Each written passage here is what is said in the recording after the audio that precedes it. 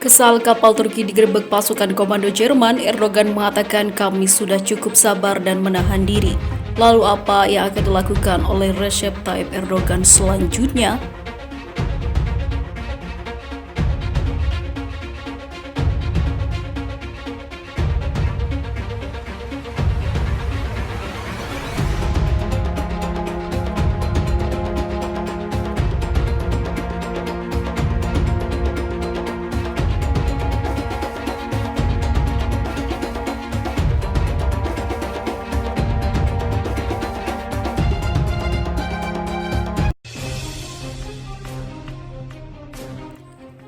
Turki mengecam Yunani dan Siprus terkait pemeriksaan kapal Turki yang dilakukan oleh pasukan komando Jerman. Pemeriksaan itu dikatakannya atas nama misi Uni Eropa untuk menerapkan embargo senjata di Libya. Presiden Turki Recep Tayyip Erdogan menyalahkan Yunani dan Siprus yang diduga menjadi sumber munculnya tindakan tersebut. Kami telah bereaksi dengan sabar dan menahan diri, kata Erdogan saat berbicara dengan deputi partai yang berkuasa, menekankan apa yang dikatakannya terlepas dari provokasi oleh Yunani dan Republik Siprus pada masalah Mediterania Timur. Namun meski kami sabar dan menahan diri, mereka baru-baru ini menggerebek kapal barang kami yang sedang mengangkut kargo ke Libya. Ini tidak sejalan dengan hukum laut internasional, kata Erdogan seperti dikutip dari AP pada Kamis 26 November. Erdogan memperingatkan kapten kapal yang melakukan operasi itu adalah warga negara Yunani. Saat mereka naik ke kapal, mereka mengganggu awak kapal, ujar Erdogan. Pada Senin 23 November kemarin, tentara Jerman naik dan menggeledah kargo Rosalin A milik Turki. Tentara-tentara itu mencurigai bahwa kapal Turki itu menyelundupkan senjata ke Libya. Sejauh ini, komando Jerman yang melekat pada operasi Irini Uni Eropa dengan persetujuan dari NATO berusaha untuk memberlakukan embargo senjata PBB terhadap Libya. Selain mengecam Yunani dan Siprus, Erdogan juga mengutuk keras Berlin atas tindakan itu. Juru bicara Kementerian Luar Negeri Jerman Andreas Sasse mengatakan sikap Turki secara keseluruhan termasuk insiden terbaru itu sudah diduga dan ada dalam agenda Dewan Eropa Desember. Andreas Sasse mengatakan bahwa selama ini Jerman telah menunjukkan sikap tegasnya dan bahwa perilaku Turki selama ini sangat bermasalah dalam banyak hal. Kami telah melaporkan ini secara teratur di Turki, ujar Sasse. Tapi kami harus mengulangi bahwa kami telah mengambil sikap terhadap perilaku Turki berkali-kali, kata Sasse ketika ditanya tentang kemungkinan reaksi dari Jerman. Sejak beberapa tahun, senjata Turki terus membanjiri Libya, memicu destabilisasi lebih lanjut di negara yang sudah dilanda perang itu.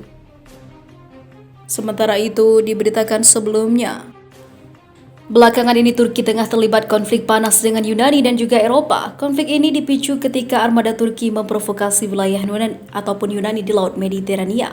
Turki pun dikabarkan telah mempersiapkan militernya dengan matang untuk bertindak jika konflik dengan Yunani dan Eropa pecah. Bahkan pemerintah Turki dilaporkan memiliki pasukan bayangan yang terdiri dari tentara bayaran untuk melakukan pertempuran rahasia. Dilansir dari The Sun, pasukan tersebut dapat bergerak sesuai permintaan Turki. Pasukan bayangan ini dilaporkan The Sun dibawahi oleh Sada Defense, sebuah perusahaan yang mengklaim sebagai konsultan militer, pelatihan kepada militer reguler dan keamanan swasta. Oposisi Presiden Turki Recep Tayyip Erdogan percaya bahwa Sadat juga bertindak sebagai tentara pribadi yang siap berperang sesuai keinginannya. Pasukan tersebut dibandingkan dengan kelompok paramiliter dari Rusia, kelompok Wagner, yang dilaporkan melakukan operasi luar negeri untuk Kremlin dan juga Vladimir Putin. Sadat sendiri telah lama diselimuti misteri hingga pekan lalu Amerika Serikat melaporkan bahwa Sadat mengerahkan milisinya dari Suriah ke Libya. Beberapa media Israel sebelumnya mengklaim organisasi itu terkait dengan organisasi lain. Sumber yang sama menyatakan bahwa organisasi tersebut secara aktif melatih elemen ekstremis di Suriah dan lokasi lain di Timur Tengah. Dilaporkan The Sun, Sadat dijalankan oleh orang terdekat dan kepercayaan Erdogan, Adnan Tanriverdi. Dia dijuluki oleh beberapa pihak sebagai orang yang kuat. Dia merupakan pensiunan brigadir jenderal di Angkatan Bersenjata Turki yang kemudian diangkat sebagai kepala penasihat militer oleh Erdogan setelah percobaan kudeta pada tahun 2016. Lokasi di mana organisasinya dilaporkan aktif termasuk di Somalia dan juga Qatar, tempat Turki mendirikan pusat pelatihan militer. Kehadiran Sadat yang juga telah dilaporkan di pelabuhan Suaikin di Sudan, pos terdepan yang memiliki potensi strategis bagi Turki.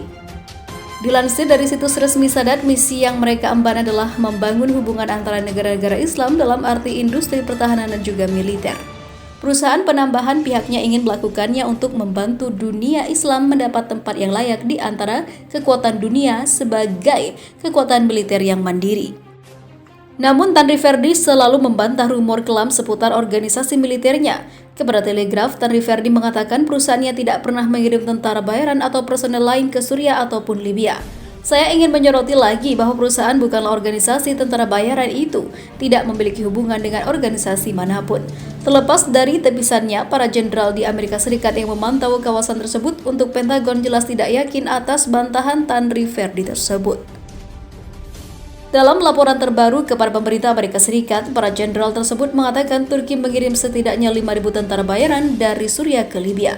Mereka dikirim untuk membantu milisi sekutu pemerintah Libya yang berbasis di Tripoli melawan pasukan komandan militer yang berbasis di kawasan timur Libya, Khalifah Haftar. Komando Amerika Serikat di Afrika menggambarkan tentara bayaran Suriah yang bertempur bersama pemerintah Tripoli tidak berpengalaman, tidak berpendidikan, dan termotivasi oleh janji gaji yang cukup besar. Mereka mengklaim Sadat telah melakukan pengawasan dan pembayaran terhadap orang-orang yang mereka sebut sebagai tentara bayaran itu.